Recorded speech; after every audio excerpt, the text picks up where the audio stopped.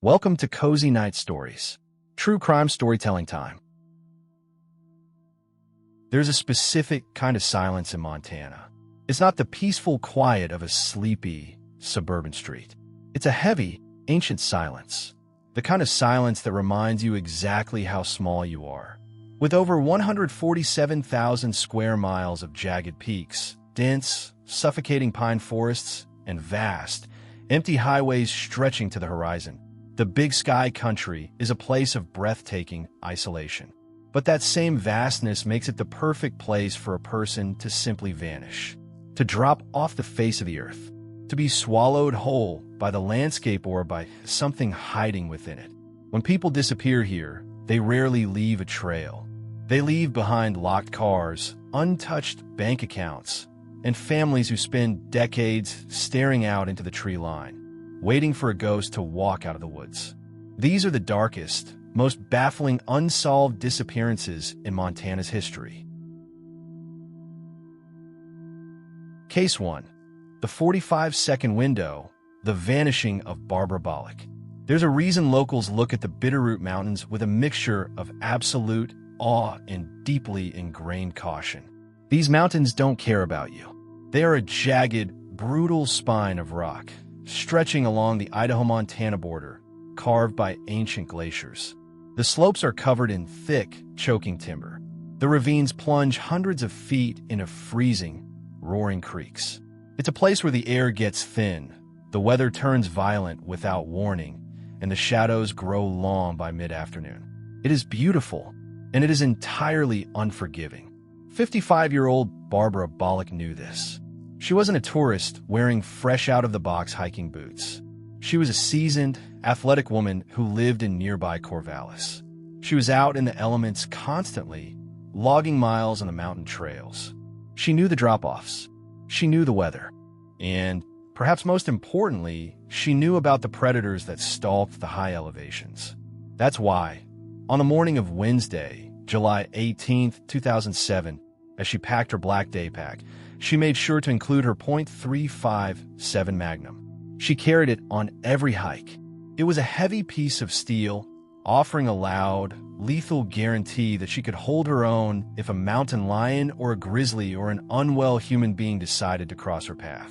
The day was stunning. The sky was that bruised, impossibly deep blue you only get at high altitudes. The air was warm, sweet with the smell of sun-baked pine needles. Barbara was playing host that day. Her husband, Carl, had recently suffered a heart attack and was under strict doctor's orders to take it easy. He couldn't handle the elevation, so he stayed home. Instead, Barbara was taking a visiting friend, a man named Jim Ramaker from California, up to one of the most scenic spots in the area, the Bear Creek Overlook. The trail itself is relatively short. It's about a 2.6-mile hike from the trailhead to the overlook, but it is steep. It demands your attention. The ground is covered in loose shale and scree-broken, jagged rock that shifts under your weight. It is impossible to walk quietly here.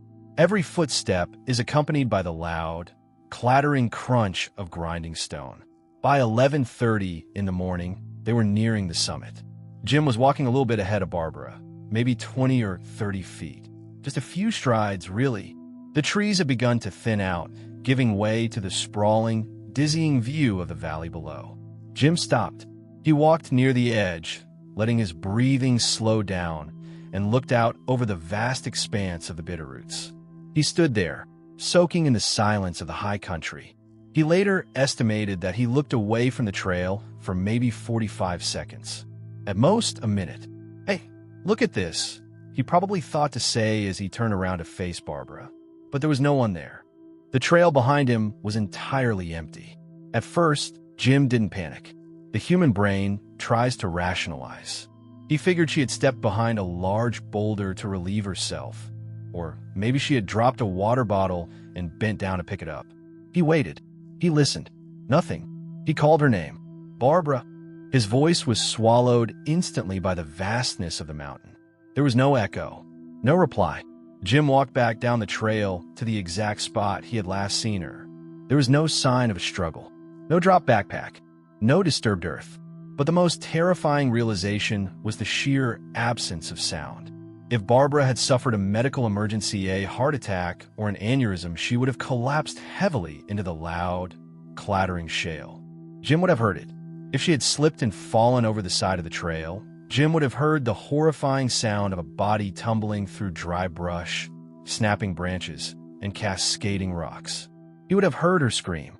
If a mountain lion had ambushed her, there would have been the heavy thud of the impact, the violent thrashing in the undergrowth, the primal noises of an attack. And if a person had grabbed her, Barbara was a tough, fit woman carrying a .357 Magnum. She would have fought. She would have fired. But there had been absolutely no sound. In the 45 seconds Jim had turned his back, Barbara Bolick had seemingly vanished from the physical world. Panic set in. Jim frantically searched the immediate area, scrambling over rocks and peering down terrifyingly steep embankments, screaming her name until his throat burned. The silence that answered him was deafening. He sprinted back down the brutal 2.6-mile trail to get to a phone and call the Ravalli County Sheriff's Office. Within hours, the mountain was crawling with search and rescue personnel. They treated it as a rescue mission. They assumed she had stepped off the trail, gotten disoriented, or fallen into a hidden crevasse. They brought in helicopters. They brought in infrared thermal imaging cameras to scan the dense canopy for the heat signature of a human body. And they brought in the tracking dogs. These dogs are trained to find a needle in a haystack. They were given an article of Barbara's clothing and taken to the exact spot she vanished. The dogs sniffed the loose shale. They paced back and forth. And then they just stopped. They sat down. They were confused. The dogs couldn't pick up a scent leading off the trail. They couldn't find a trail leading back down. According to the dogs, Barbara's scent simply ceased to exist at that exact spot. Law enforcement naturally turned a hard, suspicious eye toward Jim Ramaker. As the last person to see her alive, and the only witness to a story that defied the laws of physics, he was the prime suspect. Detectives sat him down in a sterile interrogation room and pressed him. They expected him to crack, to admit they had argued, to confess to a terrible accident. But Jim didn't lawyer up. He didn't hide. He answered every single question. He willingly took a polygraph test and he passed. During the frantic interrogations, Jim offered a strange detail. He told police that as he and Barbara were hiking up the trail, they had passed two younger men hiking down. He described them vividly, two fit, clean-cut guys, maybe in their 20s. One had dark hair and a tan complexion. The other had reddish hair. Jim even remembered seeing an older, light-colored Chevy S10 SUV parked at the trailhead when they arrived, bearing Missoula County license plates. Initially, police thought Jim was making up a pair of phantom killers to throw them off his scent. But then a breakthrough. Another group of hikers came forward. They had been on the mountain that morning, and they'd seen the exact same two men. Jim wasn't lying. The sheriff's department released a composite sketch and pleaded with the public. They offered a $10,000 reward, explicitly stating that these young men were not suspects, but merely witnesses who might have seen something on their way down. Despite the massive media coverage, the flyers plastered in every gas station and diner across western Montana, those two men never came forward. To this day, they have never been identified. Law enforcement eventually cleared Jim Ramaker. The logistics of a man murdering his friend, hiding her body, hiding her heavy firearm, and perfectly erasing his tracks on a crowded mountain trail in broad daylight, all within a matter of hours, were simply impossible. The search was eventually called off. The snows came, burying the Bear Creek overlooking feet of white, freezing ice. Almost 2 decades have passed. The wilderness has not given up a single thread of Barbara's clothing. Her heavy black backpack has never been found. The .357 Magnum has never turned up in a pawn shop or a crime scene. Barbara Bolick was there 1 second, and the next, she was gone, swallowed by the mountain in the time it takes to draw a breath. Before we continue tonight's journey, if you enjoy respectful true crime, mysterious disappearances, and fascinating stories told in a calm, relaxing way, I'd love to invite you to subscribe so you don't miss future episodes in the series. Your support helps this channel continue exploring the stories behind the places we call home. Now, let's continue. Case 2. The Boy in the Alley, the Nightmare of Zachary Ramsay. Winter in Great Falls, Montana is a brutal, punishing thing. The wind howls off the plains, biting through winter coats and stinging the skin. On the morning of February 6, 1996, the temperature was hovering just a few degrees above zero. The sky was an unforgiving, pale gray. In a modest apartment complex, 10-year-old Zachary Ramsay was getting ready for school. He was a good kid, smart, cautious, with a bright smile that could light up a room. Because of the bitter cold, his mother made sure he was bundled up. He wore a heavy blue denim jacket with bright green sleeves. Underneath, he wore a football jersey with the name Ramsay printed in bold gold letters across the back. He laced up his black high-top sneakers, grabbed his backpack, and hugged his mother goodbye. It was 7:34 in the morning. The walk to Whittier Elementary School was short. Zachary didn't have to navigate busy highways or dense woods. His route took him down a long, paved residential alleyway that ran between 4th and 5th Streets. It was a route he walked every single day. The alley was lined with garages, dumpsters, and the back doors of apartment buildings. Zachary stepped out into the freezing morning air, his breath pluming in white clouds, and started walking. He never made it to his first period class. When the school called Zachary's mother later that morning to ask why he was absent, a sickening wave of panic washed over her. Zachary didn't skip school. By early afternoon, the Great Falls Police Department was out in force. Officers were knocking on doors, tramping through the snow, interviewing anyone whose windows faced that alleyway.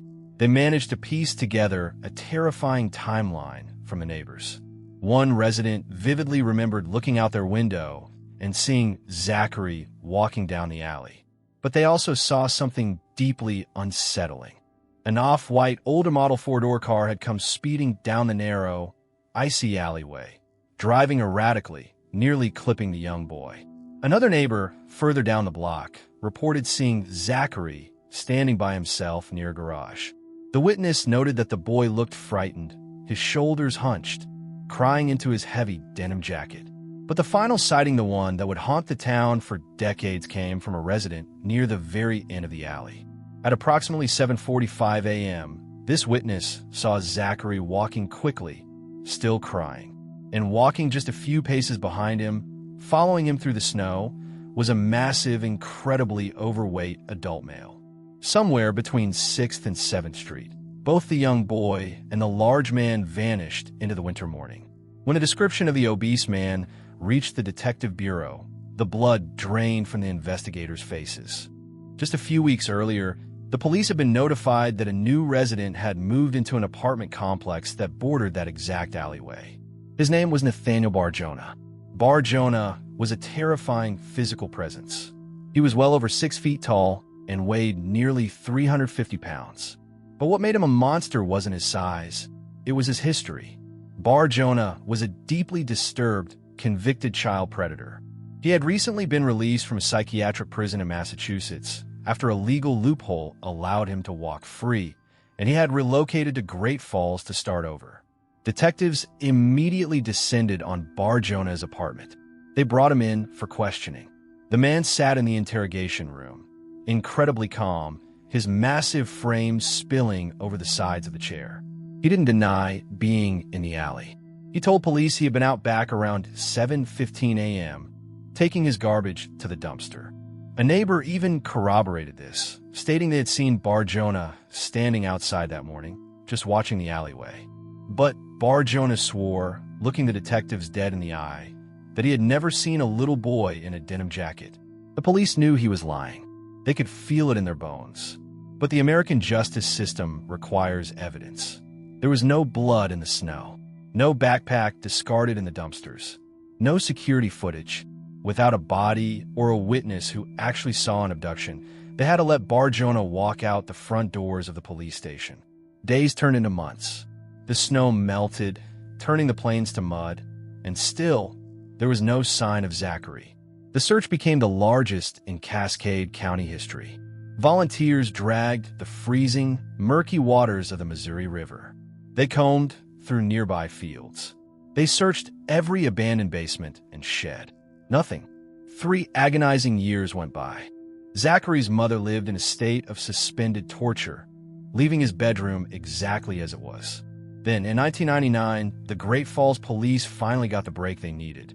Bar Jonah was arrested on entirely separate, horrific charges involving the assault of other children in the area. With a warrant in hand, detectives finally kicked in the door of his apartment. What they found inside was a literal house of horrors. Bar Jonah was an aspiring chef. He frequently hosted cookouts for the neighborhood, providing stews and chili for the local children and parents. When investigators searched his home, they found deeply disturbing journals. These ledgers contained recipes written in sickening codes, referencing the butchering, cooking, and consuming of little roasts.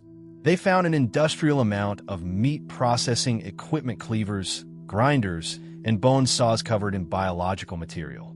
The forensic teams tore the apartment down to the studs. Hidden beneath the subflooring and tucked away in the deep corners of his storage units, they made a grim discovery: a fragmented piece of bone and a human tooth.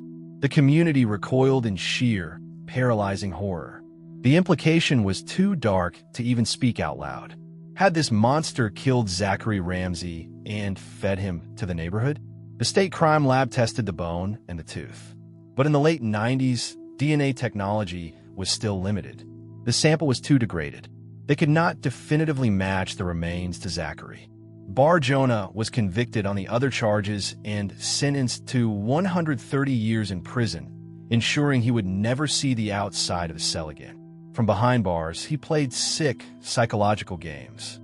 He wrote letters to Zachary's mother. He would call local newspapers and drop cryptic, nauseating hints about what he had done to the boy, relishing the power he held over the grieving town.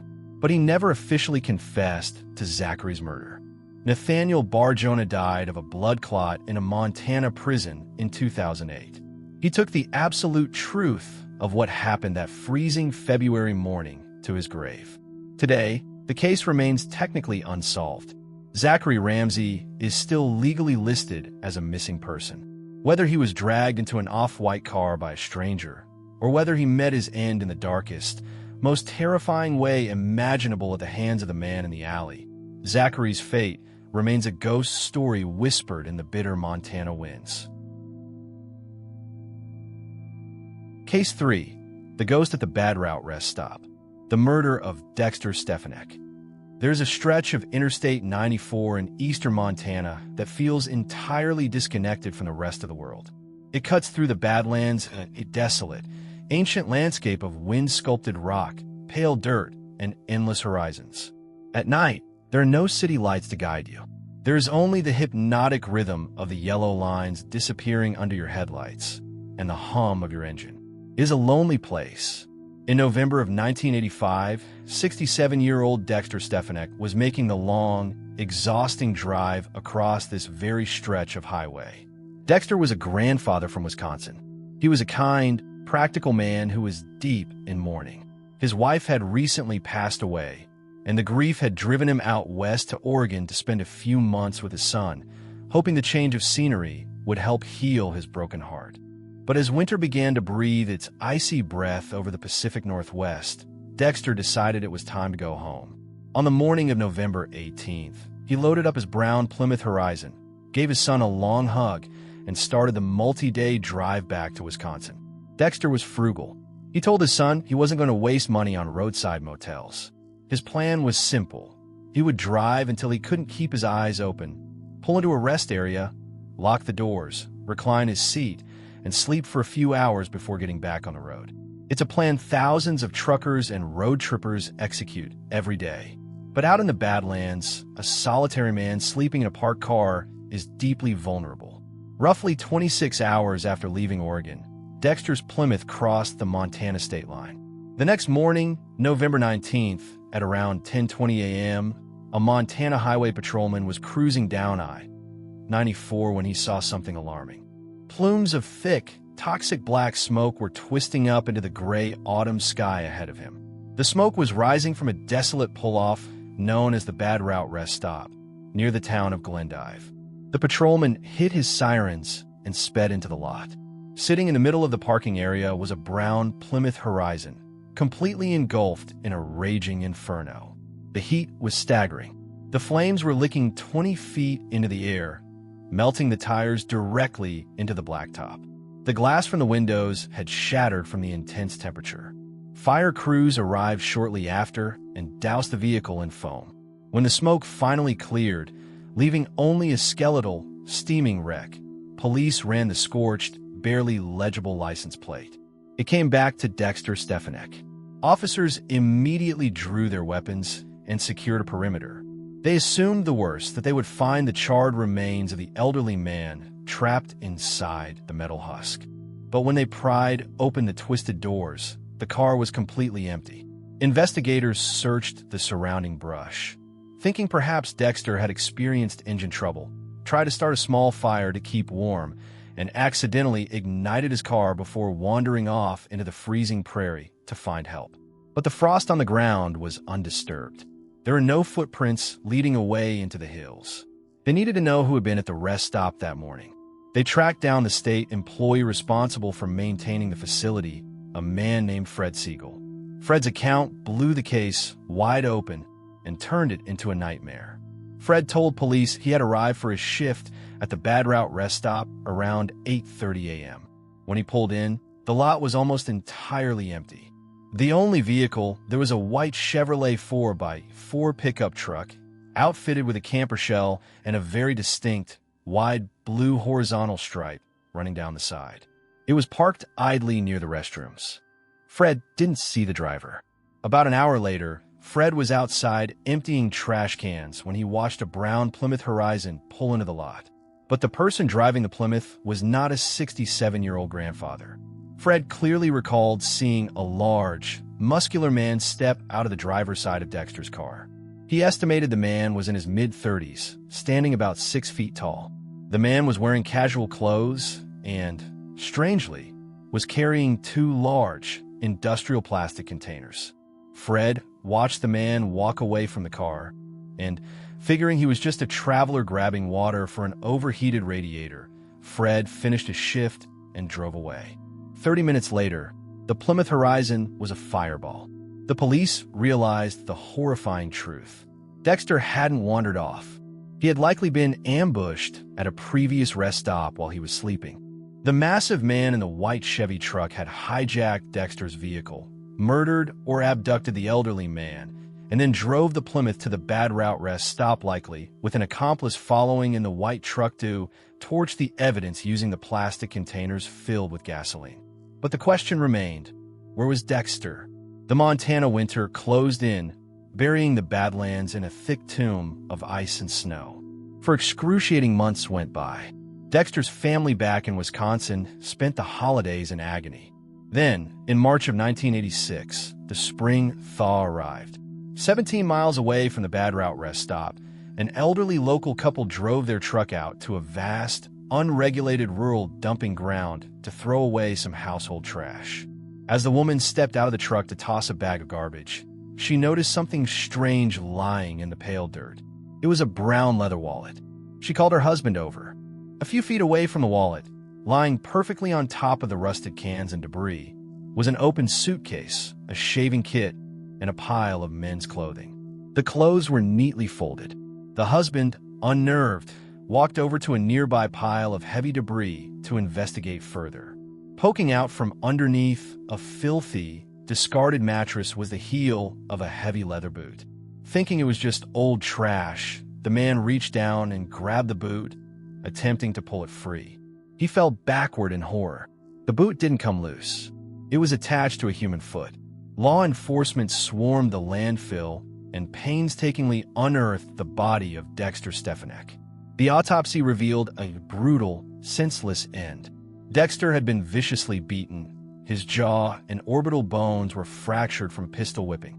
He had then been executed with 2 large-caliber gunshots to the back of the head. But as investigators documented the crime scene, a deeply terrifying anomaly emerged. The medical examiner confirmed that Dexter's body had been decomposing beneath that mattress for the entire 4 months he had been missing. He had been killed and dumped there back in November. But the couple who found him told police they had visited this exact spot in the landfill just a few days prior, and the suitcase, the wallet, and the perfectly folded clothes had not been there. Furthermore, the clothes were entirely clean. They showed absolutely no signs of weather damage. If they had been sitting in the Montana snow and rain for 4 months, they would have been ruined. The implications were chilling. The killer had murdered Dexter in November and dumped his body.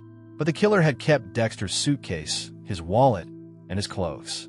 For 4 months, the murderer held onto these macabre trophies. And then, in the spring, the killer returned to the rotting corpse of his victim, placed the wallet in the dirt, and neatly folded Dexter's clean clothes over the trash heap. Was it a twisted act of remorse? A compulsion to return to the scene of the crime? Or a sick, calculated game meant to taunt the authorities? The killer wasn't done playing games. A week after the body was found, a custodian cleaning the bathrooms back at the Bad Route rest stop noticed something written in faint pencil on the wall of a bathroom stall. It was a message.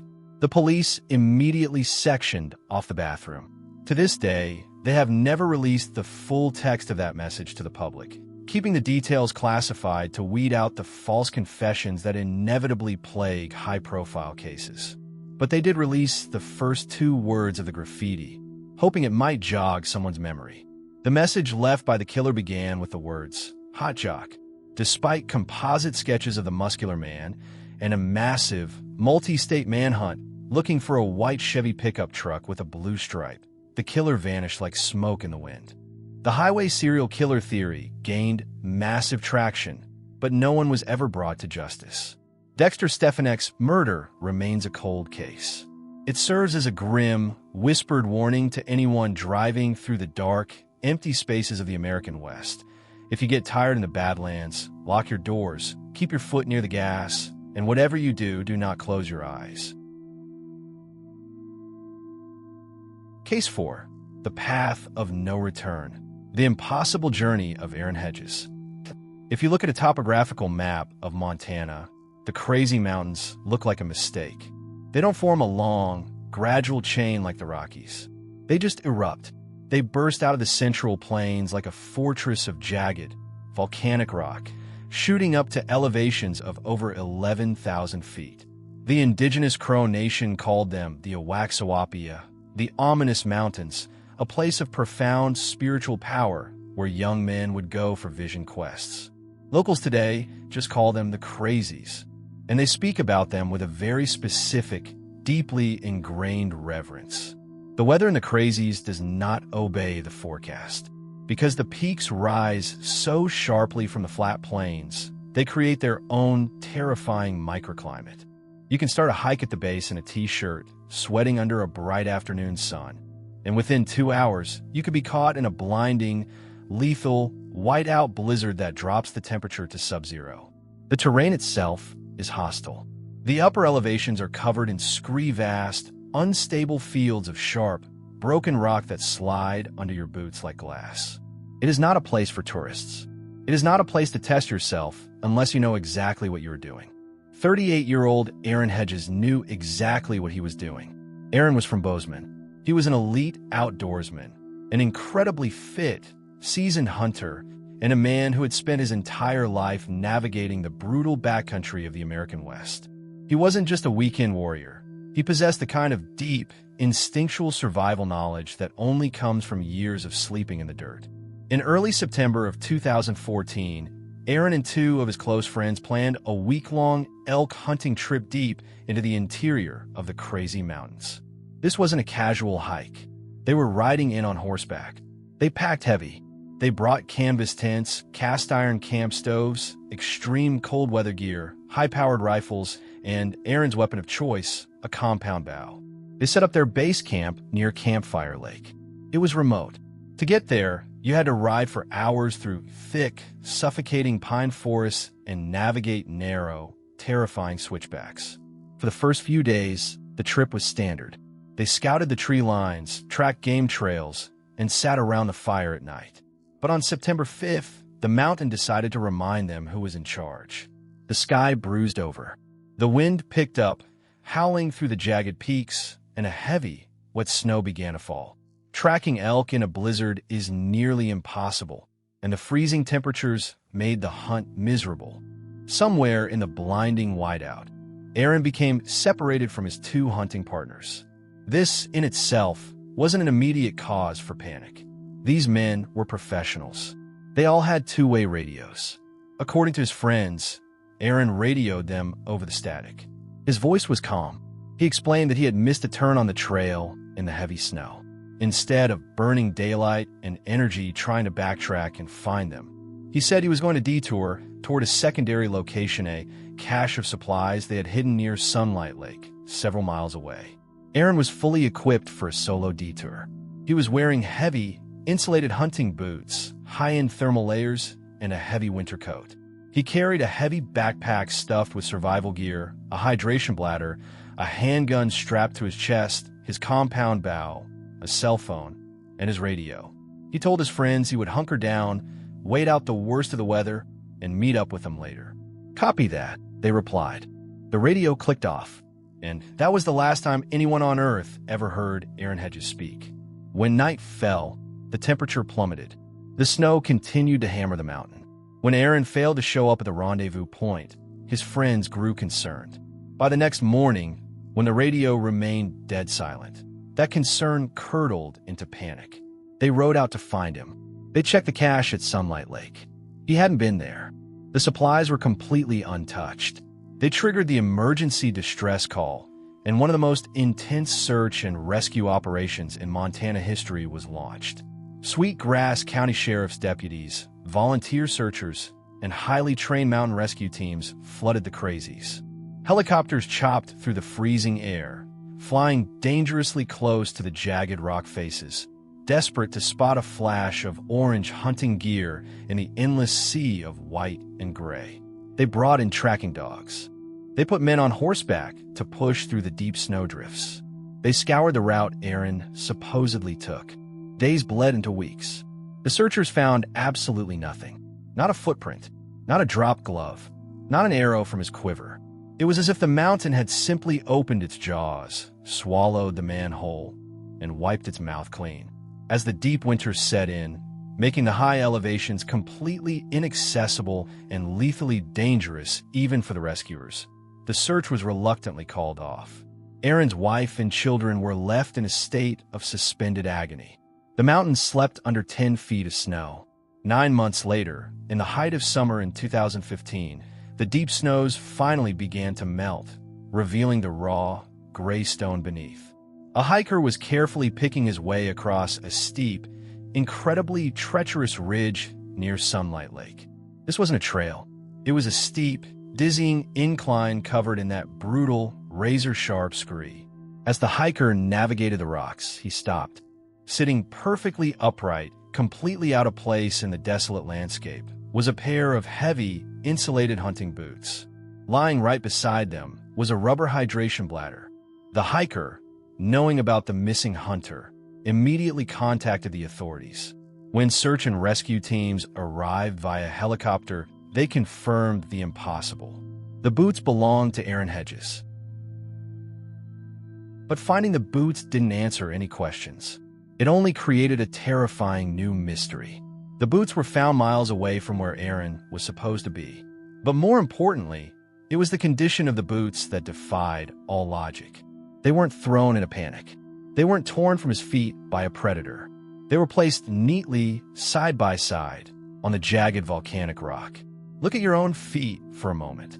Now imagine taking your shoes and socks off in sub-freezing temperatures during a blinding snowstorm. Now imagine walking on broken glass. That is what the scree in the crazy mountains is like. Walking on it barefoot is a physical impossibility. The rocks would shred the soles of your feet to the bone within 20 yards. You would bleed profusely. You would not be able to stand, let alone hike miles across the high country. Yet, when searchers scoured the rocks around the boots, they found absolutely no blood. No torn socks. No footprints leading away in the dirt. How would a master survivalist take his boots off, place them perfectly on the rocks, and then seemingly levitate away? The discovery reignited the search. Over the next year, The mountain slowly began to bleed out clues, and every single one of them painted a picture of absolute madness. Investigators found a bizarre, inexplicable trail of Aaron's belongings scattered across miles of impossible terrain.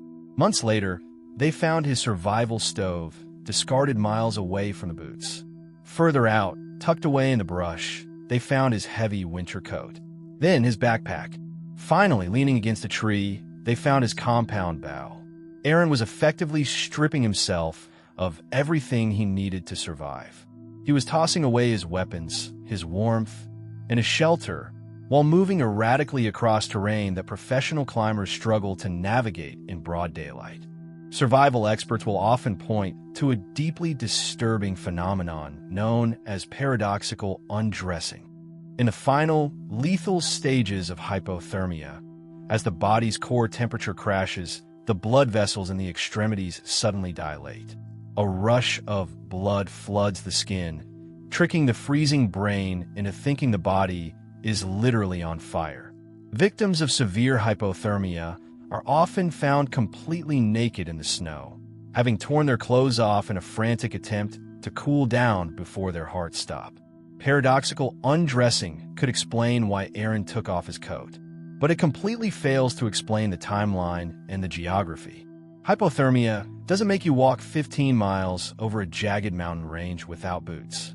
It doesn't make you leave your bow perfectly propped against a tree, walk 3 miles, leave your stove, walk 2 more miles, and leave your boots. Hypothermia is a rapid, debilitating decline. You stumble, you fall, you curl up, you do not hike an impossible marathon across the sky. Finally, in August 2016, nearly 2 years to the day after Aaron Hedges rode into the crazy mountains, the final, chilling piece of the puzzle was found. A local rancher was out checking his property lines. He was miles away from the high peaks, down in the lower valleys. Deep in the thick brush, near a rusted, ancient barbed wire fence, he saw a flash of white bone. Dental records confirmed the remains belonged to Aaron Hedges. When investigators plotted the location of the body on a map, a cold wave of dread washed over them. Aaron's remains were found a staggering 15 miles away from his last known location. And to get to the spot where he died, he would have had to perform a series of actions that make absolutely no sense for a rational human being, let alone an expert survivalist. To reach that rusted fence line, the barefoot, freezing man would have had to cross a major dirt road. He would have had to walk directly past multiple hunting cabins. He would have had to hike through a valley that offered clear, obvious sources of shelter and potential rescue. In fact, he died less than half a mile from a fully stocked, operational ranch house. If he had just screamed, someone might have heard him. Why did he ignore the roads? Why did he walk right past empty cabins that could have blocked the wind? Why was he out there in a freezing brush, barefoot, without his coat, his gun, or his bow? Was he suffering from extreme high-altitude, cerebral edema, a swelling of the brain that causes profound hallucinations and delirium? Did the mountain madness take him? Or is there something else? There are dark rumors that echo through the valleys of the crazy mountains. Locals whisper over cups of black coffee in the diners at the edge of the plains. They talk about a sense of heavy, predatory dread that sometimes settles over the deep woods. They talk about feeling hunted. Some believe Aaron wasn't wandering aimlessly. Looking at the map, looking at the discarded items, some trackers believe he was running. They believe he was desperately fleeing from something in the timber. Something that terrified a man carrying a high-powered handgun and a compound bow so much that he abandoned his camp, abandoned his boots, and ran barefoot into the freezing night until his heart finally gave out. Officially, Aaron Hedges succumbed to exposure. The file is closed. But for those who study the strange, terrifying cases of the American wilderness, the perfectly placed boots on the Razor Rock, and the bloodless, impossible journey across the crazy mountains remain a deeply unsettling enigma. Case 5. The Shadow in the Pines. The abduction of Nyleen Kay Marshall. If you've never spent a summer afternoon in the Elkhorn Mountains, it's hard to accurately describe the specific kind of peace you find there. Located in the Helena National Forest, The Elkhorns are softer than the jagged peaks of the Crazies. The slopes are rolling, carpeted in dense, emerald green pine forests and dotted with wildflower meadows. The air smells like sweet sap and cold, rushing water. On June 25, 1983, it was a perfect Saturday. The sky was cloudless. The sun was warm, cutting through the canopy in thick, golden beams. Kim and Nancy Marshall had packed their station wagon and driven out to a spot near Maupin Creek. Kim was an avid member of the Capital City Radio Club. For the uninitiated, ham radio operators are a tight-knit community. They set up massive antennas in the wilderness, bouncing radio waves off the ionosphere to talk to people across the globe. This weekend, the club was hosting a large field day. It was essentially a massive family picnic. Dozens of people were gathered in the woods. Men were stringing wires between the trees and adjusting dials on heavy radio sets. Women were laying out food on picnic tables. The smell of charcoal smoke and roasting hot dogs drifted through the trees. And everywhere, children were playing. Among them was 4-year-old Nyleen Kay Marshall. If you were to paint a picture of innocence, Nyleen was it. She was a beautiful, energetic little girl with a cap of short, curly brown hair, bright, inquisitive blue eyes, and deep dimples that showed every time she smiled, which was constantly. Because it was a hot summer day, she was dressed simply, a pale purple and white t-shirt, shorts, and absolutely no shoes. She loved running barefoot through the soft grass. At approximately 4 p.m., the afternoon was winding down. The shadows were just beginning to stretch a little longer across the forest floor. Nyleen was playing near the banks of Maupin Creek, about 50 yards away from the main gathering. The creek was shallow, bubbling over smooth stones. She was with 2 older children, splashing in the water, looking at frogs, and exploring the intricate architecture of the nearby beaver dams. The adults were in earshot. The radio, static, hummed in the background. Dozens of people were standing just a short walk away. The woods felt entirely safe. It was a community event. The 2 older children decided they wanted to walk just a little bit further up the creek, around a slight bend in the trees. They started walking, assuming the 4-year-old was trailing right behind them. They walked maybe 20 feet. One of the older children stopped and turned around to say something to Nyleen. But Nyleen wasn't there. The space behind them was completely empty. There was only the gentle rustle of the pine needles in the breeze and the babbling of the water.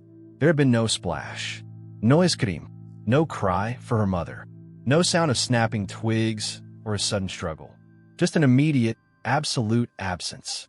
The older children immediately ran back to the picnic area and found Nyleen's parents. "We can't find Nyleen," they said. At first, Kim and Nancy Marshall weren't paralyzed by fear. Every parent knows the heart-stopping moment a child wanders out of sight in a grocery store. But this was a closed environment. Nyleen was a playful kid. They assumed she had just ducked behind a large pine tree or had wandered into the ruins of an old, abandoned log cabin nearby to play hide-and-seek. Kim and Nancy began walking the perimeter, calling out her name. "Nyleen! Nyleen! Come here, it's time to eat." But the woods didn't answer. Other parents noticed the rising panic in the Marshalls' voices. They put down their plates. The men stepped away from their radios. Soon, the entire picnic party was fanning out into the woods, calling her name. The calls echoed off the mountain walls, growing more desperate, more frantic. As the sun began to dip lower, painting the sky in bruised shades of purple and orange, the temperature in the Elkhorns began to drop rapidly. And the true, horrifying reality set in. She wasn't hiding. She was gone. By nightfall, the Jefferson County Sheriff's Office had arrived, lights flashing, sirens wailing through the quiet mountain pass. This was the beginning of what would become the largest, most exhaustive missing child search in the history of the region. Over the next few weeks, the Elkhorn Mountains were subjected to an absolute siege. Helicopters equipped with forward-looking infrared FLIR. Cameras flew terrifyingly low over the tree canopy in the dead of night, looking for the tiny, bright heat signature of a 4-year-old girl curled up against a tree. Dive teams were brought in. Men in heavy neoprene suits plunged into the freezing depths of Maupin Creek. They dismantled the beaver dams stick by stick, terrified of what they might find trapped underneath the submerged logs. Hundreds of volunteers formed human chains. They stood shoulder to shoulder and walked for miles, crawling on their hands and knees through the dense underbrush, overturning logs, looking for a scrap of a purple t-shirt or a tiny footprint in the mud. They rappelled down into the dark, dangerous, centuries-old mine shafts that the Montana landscape, shining flashlights into the abyss. They found nothing. The most damning piece of the puzzle came when they brought in the tracking dogs. Specifically, a legendary bloodhound named Duke. Duke was a local hero. He had successfully tracked and located 37 lost people throughout his career. If anyone had walked through those woods, Duke could smell them. The handlers gave Duke one of Nyleen's unwashed shirts. The massive dog buried his nose in the fabric, snorted, and hit the ground, pulling hard on the leash. He locked on her scent immediately near the edge of the creek. He tracked her path perfectly for a short distance. And then, abruptly, Duke stopped. He didn't want her off the trail. He didn't seem confused by a branching path. He simply hit a dead end in the middle of the woods. He sat down and spun in a circle. To a dog handler, this means only one thing. The scent didn't fade. It traveled upward. It evaporated. A 4-year-old girl doesn't simply float into the sky. If the scent stops abruptly, it means the child was picked up and carried. And if she didn't scream, it meant someone had clamped a hand over her mouth or threatened her into absolute silence. The nightmare was confirmed a few days later. Investigators were gently re-interviewing all the children who had been at the picnic. One of the children finally worked up the courage to share a detail they hadn't mentioned before. The child told police that right before Nyleen vanished, they had seen something in the woods. Standing just a few feet away from the little girl, half hidden behind the thick trunk of a massive pine tree, was a man. The child described him as a white male, dressed in jogging clothes. A shadow in the pines, watching the children play. A composite sketch of the man was drawn up. It showed a gaunt, unsmiling face. That sketch was broadcast across the country. It was plastered on every gas station door and post office corkboard in the Pacific Northwest. Tips poured in by the thousands. Law enforcement chased down every single one. They investigated known offenders. They pulled over vans. Every single lead evaporated into thin air. Back in Helena, the Marshall family's home became a tomb of grief. Nyleen's older brother, Nathan, who was just a little boy himself, would stand in the driveway staring at his sister's empty tricycle. He would cry himself to sleep, asking his mother when the police were going to bring Nyleen home. Nancy Marshall kept her daughter's room exactly as she left it, the bed made, the toys waiting. And then, the silence broke. But it was not the sound of rescue. It was the sound of psychological torture. In the months and years following the disappearance, a man began making anonymous phone calls to the national missing children's hotlines. The operators who took the calls described the man's voice as calm, steady, utterly devoid of emotion. "I have the little girl from Montana," the voice would say.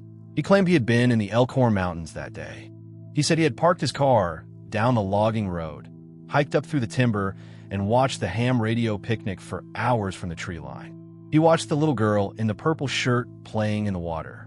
And when the other children turned their backs, he simply stepped out, scooped her up, and walked away.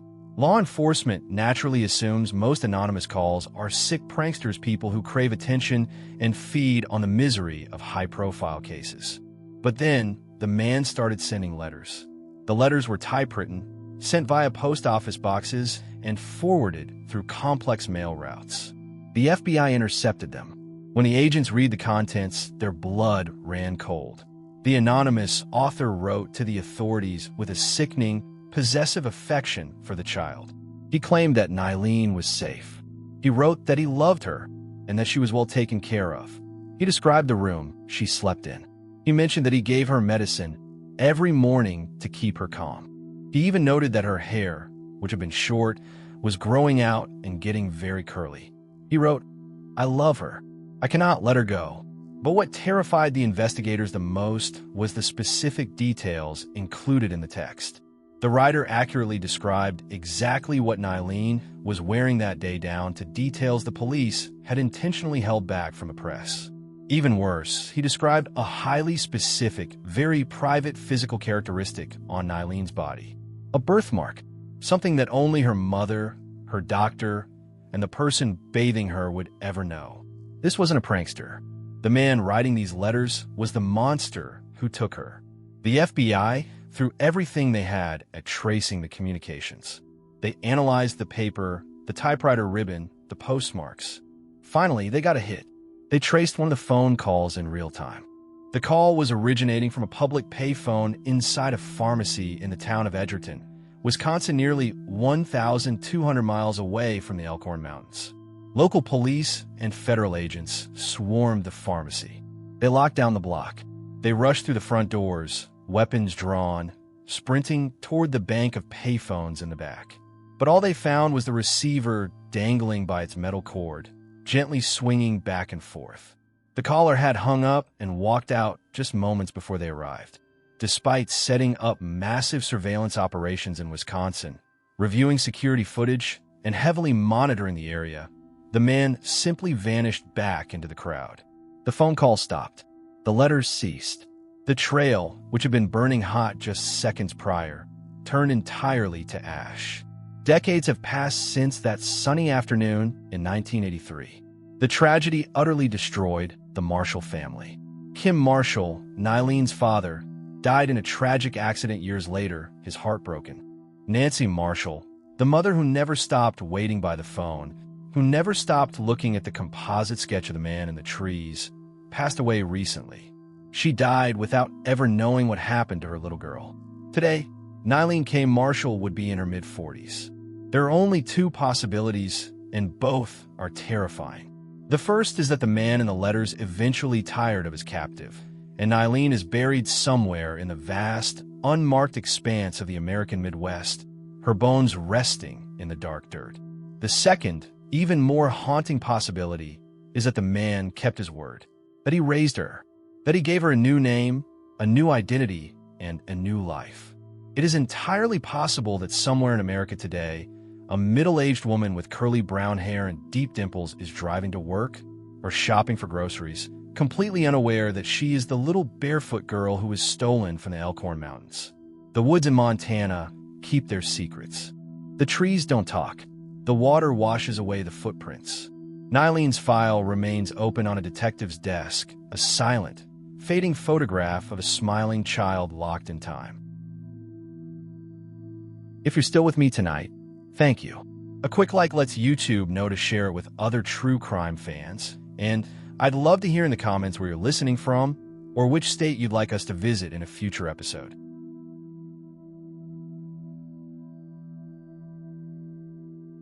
Case 6.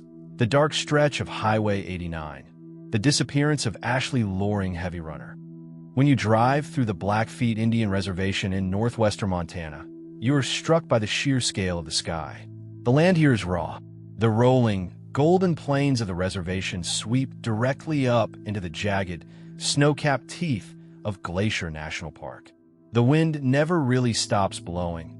It howls across the grass, bending the trees and rattling the windows of the small houses in the town of Browning. It is a place of staggering, cinematic beauty. It is also a place that is ground zero for a quiet, deeply ignored epidemic. Native American women make up a tiny fraction of the United States population, yet they are murdered or go missing at a rate more than 10 times the national average. On the reservations, people vanish into the vast landscapes, and the outside world rarely notices. Ashley Loring HeavyRunner was not someone you would easily forget. She was 20 years old, with long, dark hair, an infectious, booming laugh, and a fiercely protective love for her family. Ashley was studying environmental science at Blackfeet Community College. She wanted to preserve the land she grew up on. She was deeply connected to her culture, and she spent her free time riding horses and hiking the foothills with her older sister, Kimberly. Ashley was a girl with a future. On the evening of Monday, June 5th, 2017, the Montana summer was just beginning to warm up. Ashley was at home. She told her family she was going out for a bit to hang out with some friends. She walked out the door wearing a t-shirt, jeans, and a pair of distinctive, brightly colored boots. She got into a vehicle and rode off into the night. She has never been seen again. What happened over the next 48 hours is a chaotic, tangled web of conflicting stories, whispered rumors, and a terrifying wall of silence. When Ashley didn't come home the next day, her sister, Kimberly, knew instantly that something was deeply wrong. Ashley was incredibly close to her family. She never went off the grid without texting. She never abandoned her dog. Kimberly immediately started asking questions. She tracked down the people Ashley had been with that night. The story she got was fractured. Ashley had reportedly attended a party, a gathering, where heavy drinking was taking place. Some witnesses said she was there. Others said she wasn't. One individual claimed that Ashley had asked to be dropped off at the side of U.S. Highway 89, a desolate two-lane road that cuts through the reservation, late in the night. Think about that for a second. A young woman, in the dead of night, in an area known for severe weather and dangerous wildlife, asking to be dropped off on the shoulder of a pitch-black highway with nowhere to go. It didn't make sense. None of the stories made sense. The timeline shifted. The last people to see her alive stopped talking, lawyered up, or simply disappeared into the woodwork. Kimberly went to the authorities. And this is where the nightmare of jurisdiction on tribal land begins. When someone goes missing on a reservation, it is not as simple as calling 911 and getting the local sheriff. The jurisdiction is a labyrinth. Tribal police, the Bureau of Indian Affairs, BIA, local county sheriffs, and the FBI all have overlapping, confusing zones of authority.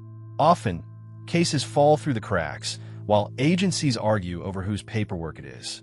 For critical, agonizing weeks, the official search for Ashley barely materialized. There were no immediate helicopters sweeping the plains. There were no massive grids of search dogs. The vital first 48 hours, the window where evidence is fresh and trails are hot slipped away. So, Kimberly Loring HeavyRunner did what she had to do. She became the lead investigator, the search and rescue coordinator, and the media spokesperson for her sister.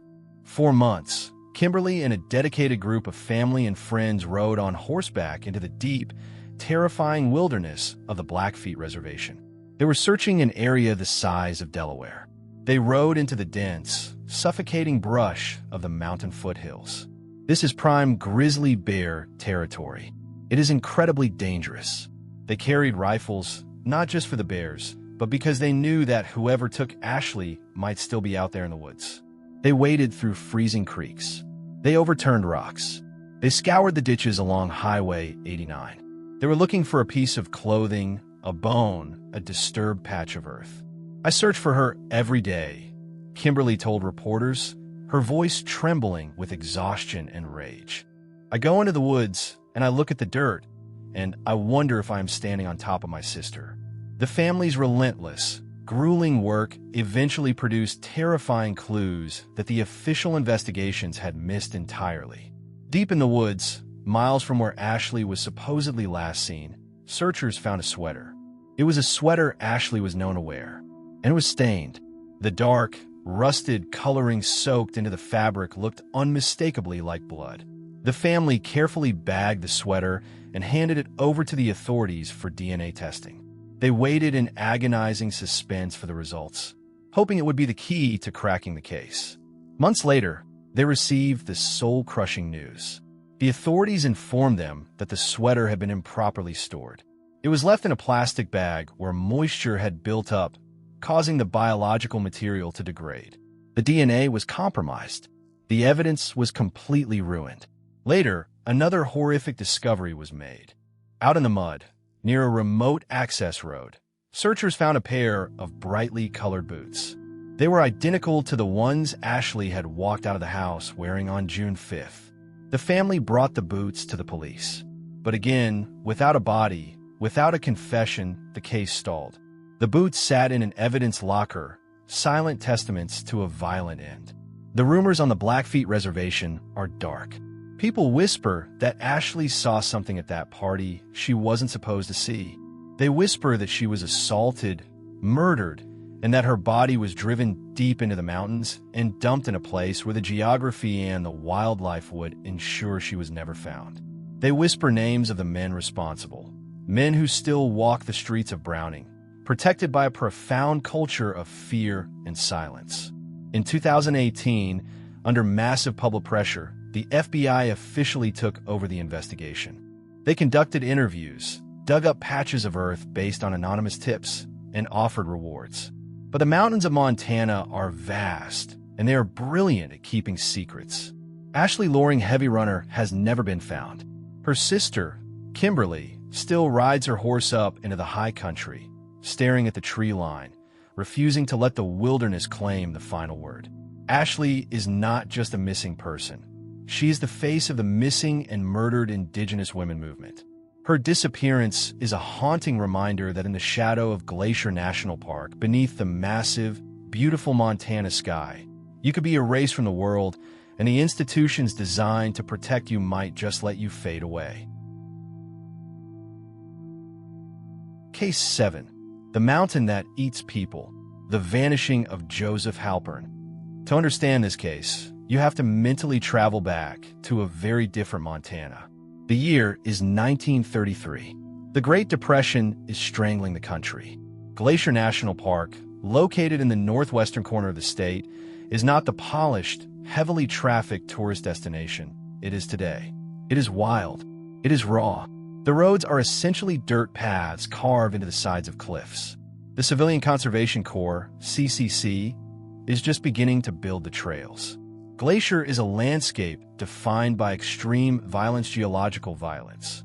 It is a place of massive, sheer granite walls dropping thousands of feet into freezing, emerald green lakes. It is the crown of the continent. In the summer of 1933, a 22-year-old young man named Joseph Halpern arrived in the park. Joe was not a local. He was from a wealthy, intellectual family on the East Coast. He was brilliant, eccentric, and fiercely independent. He had just graduated from college with a degree in astronomy, and he spent his nights staring at the cosmos, mapping the stars. But he also had a deep, almost spiritual obsession with the mountains. Joe had taken a summer job in Glacier working on a trail crew. He spent his days swinging a pickaxe, crushing rock, and building the very paths that hikers use today. He was incredibly fit, possessing boundless energy and a stubborn, arrogant confidence in his own physical abilities. On August 15th, 1933, Joe had a day off. He told his crew boss his plan. He wanted to hike up to the high country.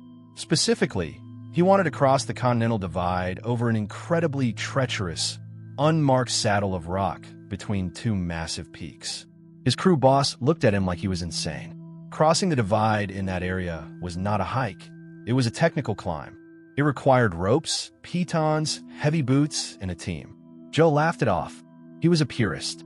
He believed that man should conquer nature with his bare hands. He packed almost nothing. No ropes, no heavy coat, no sleeping bag. He wore a light cotton shirt, canvas trousers, a pair of lightweight rubber-soled shoes, and carried a small knapsack with a few sandwiches. He intended to scramble up the vertical rock face, cross the jagged spine of the continent, and be back at camp by dinner time. "If I don't come back," Joe reportedly joked to a friend as he walked out of camp, "don't bother looking for me." It was a throwaway line, a piece of youthful bravado, but it would become his epitaph. Joe set out in the morning. The sky was clear. Witnesses, including a park ranger and a few tourists, spotted him hours later. He was high up on a mountain, far off any established trail. He looked like a tiny speck moving against a massive, vertical wall of gray granite. The ranger watched through binoculars. He saw Joe confidently scaling a terrifyingly steep shale slide. He saw him reach a high ridge line, thousands of feet in the air. And then the mountain did what the mountain always does. In the early afternoon, the sky darkened rapidly. A massive storm front slammed into the peaks. Thick, dark clouds rolled in, completely swallowing the ridge line where Joe was standing. The temperature plummeted. A violent mix of rain, sleet, and snow lashed the rocks. When the clouds finally broke several hours later, the ranger lifted his binoculars again. He scanned the ridge. He scanned the shale slide. The tiny speck was gone. When Joe didn't return to camp that night, the alarm was raised. What followed was one of the first and most massive organized search and rescue operations in the history of the National Park Service. Dozens of rangers, Blackfeet trackers, and Joe's own trail crew swarmed the mountain. They climbed the route he had taken. They expected to find him at the bottom of a cliff. The assumption was simple. Wearing rubber shoes on wet shale during a freezing storm, Joe simply slipped and plummeted to his death. They scoured the ravines. They tied ropes around their waists and leaned over 1,000-foot drops, looking for a broken body on the rocks below. They found nothing. The search dragged on for weeks. Joe's father, a wealthy businessman, traveled by train from the East Coast. He hired private detectives. He offered a staggering financial reward. He funded a private army of climbers to sweep the park. They checked the glacial crevasses deep, blue cracks in the ice that can swallow a man whole and freeze him for centuries. They dragged the freezing lakes. They interviewed every single person who had been in the park that day. No trace of Joseph Halpern was ever found. No torn canvas, no raverschu, no knapsack. The theories began to spiral. Did he fall into a hidden crevasse, entombed in the ice? Did a grizzly bear find him injured in the brush and drag him away? Or this is the theory that haunted his family, did he ever intend to come back at all? Joe was a brilliant, restless mind. He felt constrained by his wealthy upbringing and the expectations placed upon him. He had talked to friends about wanting to disappear, to completely shed his old life and start anew in the wild. Some people believe that Joe used the storm as cover. They believed he intentionally hiked over the divide, walked down the other side of the mountain range, hiked to a nearby train station, and rode the rails into a new identity, leaving his old life to die on the mountain. Years later, scattered reports surfaced of a man looking exactly like Joe, living a quiet life as a laborer in a remote mining town in Idaho. The private detectives chased the leads, but the man always vanished before they arrived. Whether Joseph Halpern died a terrifying, violent death on the wet rocks of Glacier National Park, or whether he successfully pulled off the ultimate vanishing act, his name remains etched in the dark history of the mountains. He was the boy who walked into the clouds and never came down. Case 8. The Open Door on the Prairie. The Enigma of Jason Jolkowski. If you leave the dramatic peaks of the Rocky Mountains behind and drive east across Montana, the landscape flattens out into an endless, rolling sea of golden wheat fields and empty sky. It is a land of vast horizons, where you can see a car coming down the highway 20 minutes before it reaches you. It is also a place where things do not easily get lost. If a car breaks down, you see it. If a person is walking along a rural road, they stand out against the flat horizon like a beacon. Yet, on a Tuesday morning in June, human beings have still managed to vanish from these flatlands as if they never existed. To understand how complete a disappearance can be, we have to look slightly south and east of the edge of the high plains, where the town of Omaha, Nebraska, meets the open rural roads. It was June 13th, 2001. 19-year-old Jason Jolkowski was a quiet, reliable young man who loved working with computers and spent his spare time helping out at a local high school auditorium. On that Tuesday morning, Jason received a phone call from his coworker. Their boss needed someone to come in early to help set up for an event, but their usual carpool ride was unavailable. Jason didn't panic. He told his coworker he would walk about 1.5 miles to a nearby high school parking lot, where another coworker could pick him up and drive him the rest of the way to work. Jason grabbed his keys, walked out of his family's house in broad daylight, and started walking down the sidewalk. He was never seen again. The timeline of his disappearance is maddeningly short. At roughly 10:45 a.m., a neighbor was watering her lawn and saw Jason walking steadily down the street, dressed in a white t-shirt, blue shorts, and tennis shoes. He looked completely normal. He wasn't running, he didn't look distressed, and nobody was following him. At 11 a.m., the coworker pulled into the high school parking lot, exactly where they had agreed to meet. The parking lot was entirely empty. Jason never arrived. His coworker waited for 10 minutes, assumed Jason had found another ride or changed his mind and drove off to work.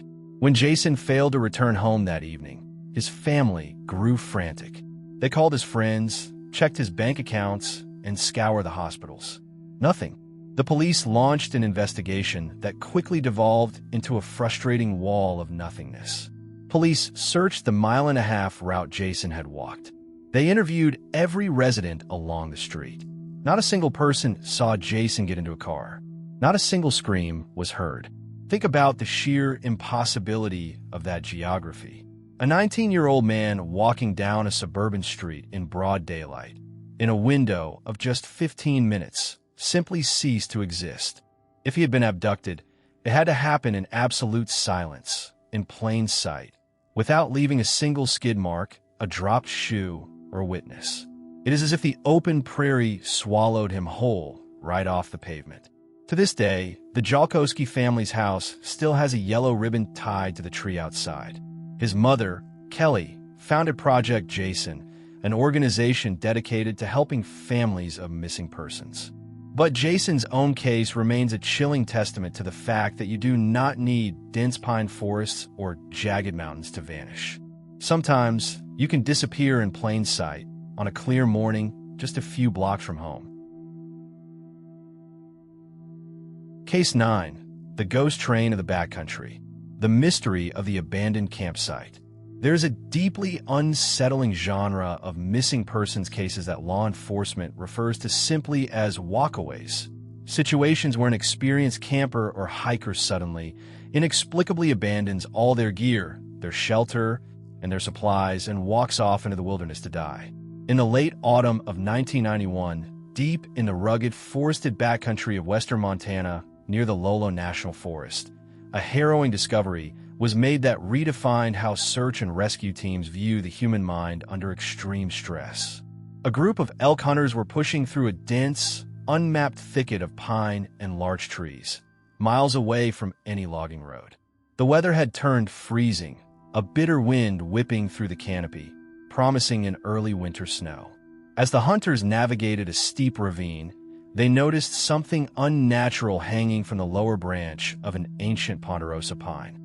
It was a bright orange sleeping bag, completely zipped up and tied securely to the branch. Curious and slightly unnerved, the hunters approached. When they unzipped the bag, they recoiled in shock. Inside the sleeping bag was a skeleton. The hunters immediately backed away, marked the location on their compasses, and hiked out to contact the county sheriff. When recovery teams returned to the site, they didn't just find a skeleton in a tree. They found a campsite that looked like a psychological horror movie. Spread out across a 50-yard radius were the belongings of a man who had clearly been living in the woods for weeks, if not months. There was a crude, hastily constructed lean-to shelter made of fallen branches and pine boughs. There was a small cold fire pit, and scattered all around the campsite were the man's possessions left behind in a state of eerie, methodical order. His wallet was resting on a flat rock. Inside the wallet was cash, credit cards, and a driver's license identifying him as a 41-year-old man from out of state who had driven across the country to Montana months prior. His car was later found abandoned 30 miles away, parked deep on a Forest Service logging road, unlocked with the keys sitting neatly on the driver's side floorboard. His heavy winter coat was neatly folded and placed inside the lean-to. His boots, the heavy, expensive hiking boots he had worn into the woods, were placed side by side right at the entrance of the shelter. He had walked away from his camp. He had walked away from his coat. He had walked away from his boots. And then, barefoot in the freezing autumn mud, he had climbed up into a tree, crawled inside his sleeping bag, zipped it shut from the inside, and tied it to a branch. The forensic examination of the remains revealed no signs of trauma. There were no bullet wounds, no knife marks, no blunt force trauma to the skull. The coroner determined that the man had died of profound hypothermia and starvation. The case was officially classified as an exposure death, likely driven by severe mental breakdown or late-stage hypothermic delirium. But the investigators who walked through that silent, chilling campsite could never shake the deep, lingering dread of the scene. What drives a man to meticulously fold his clothes, take off his shoes, climb into a tree, and zip himself into a fabric cocoon to die in the freezing dark.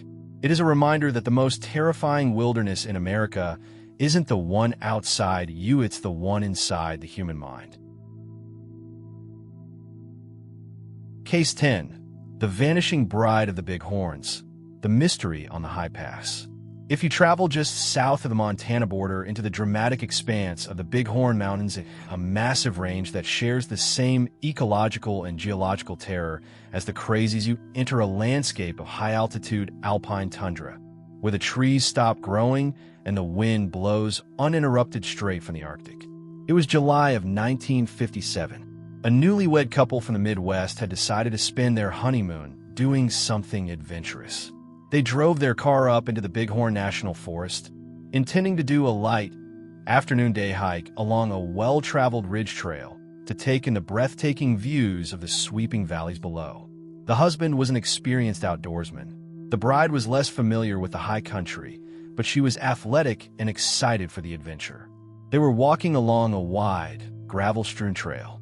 The weather was mild, though large, dark thunderheads were beginning to tower in the distance, a common afternoon occurrence in the high mountains.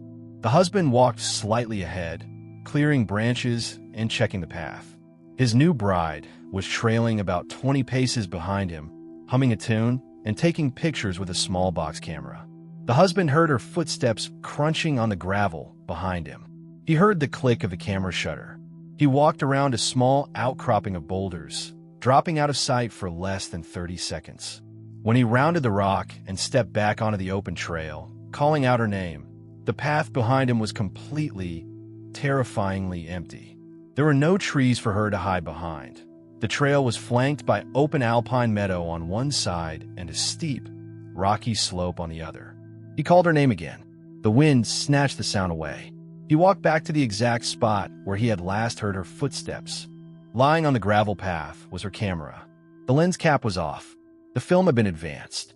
The last photo on the roll was developed later by the police. It was a picture pointing straight down the trail showing an empty, quiet path winding away into the pale green tundra. Search and rescue teams mobilized within hours. They brought in hundreds of men, searched every inch of the surrounding ravines, and used aircraft to scan the massive plateaus. They never found a single trace of the bride. No clothing, no footprints, no hair snagged on the rocks. She vanished off a wide, open trail in broad daylight, leaving behind a ticking camera and a husband standing in the empty wind. Case 11. The Phantom of the Logging Roads. The Disappearance of Bobby Bizup. In October of 1958, deep in the heavily timbered mountains of western Montana near Mineral County, a 6-year-old boy named Bobby Bizup went hunting with his family. It was a crisp, clear autumn morning. The family had set up a temporary camp near a network of old, abandoned logging roads that crisscrossed the mountains like a spider's web.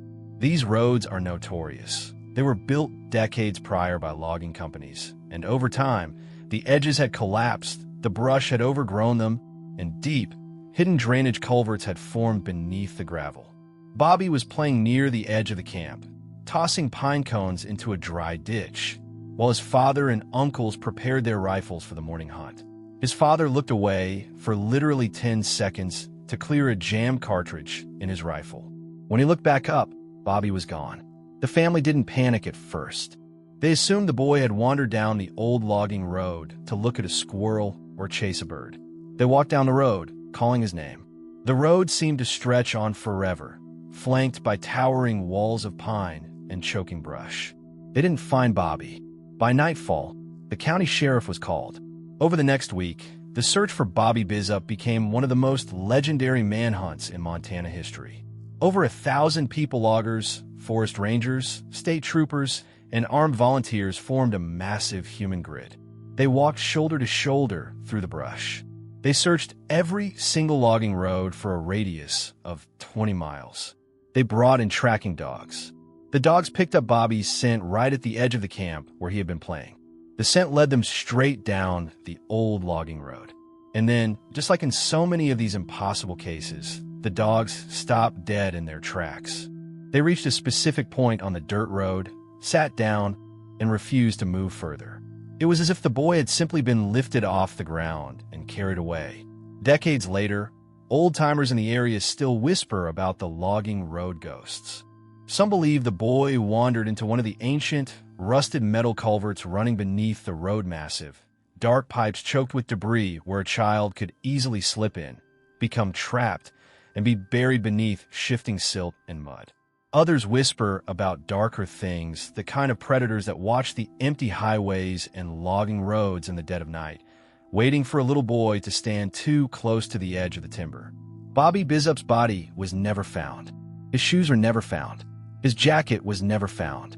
The logging roads swallowed him up, leaving behind a family that spent the rest of their lives staring down empty dirt paths, waiting for a little boy in a flannel shirt to walk out of the trees. When you compile these stories, when you trace the lines from the shale-covered ledges of the Bitterroot Mountains to the freezing alleyways of Great Falls, to the Badlands of Glendive, to the towering granite walls of the Crazies, a terrifying pattern emerges. It is not just that people go missing in Montana. It is how they go missing. They vanish in 45 seconds while their hiking partner turns his head. They disappear from a residential street in the middle of a 15-minute window. They leave their boots neatly placed on razor-sharp rocks, walking away barefoot into a blizzard without leaving a drop of blood. They step off a wide, open trail in broad daylight while holding a camera, leaving behind only an empty picture. The vastness of the American wilderness is a double-edged sword. It offers breathtaking beauty, a sense of absolute freedom, and a place to escape the noise of the modern world. But it also holds secrets. Ancient secrets written in stone, pine, and ice. The wind howls across the plains. The snow falls silently over the high peaks. And the missing remain out there, suspended in time, whispering from the dark edges of the map. Thank you for spending part of your evening with me. I hope tonight's story gave you a deeper appreciation for the people who sought the truth and compassion for the families whose lives were forever changed. If you enjoyed tonight's episode, I'd be honored to have you join me again. Next time, we'll journey to another state and discover another story. Every night has a story.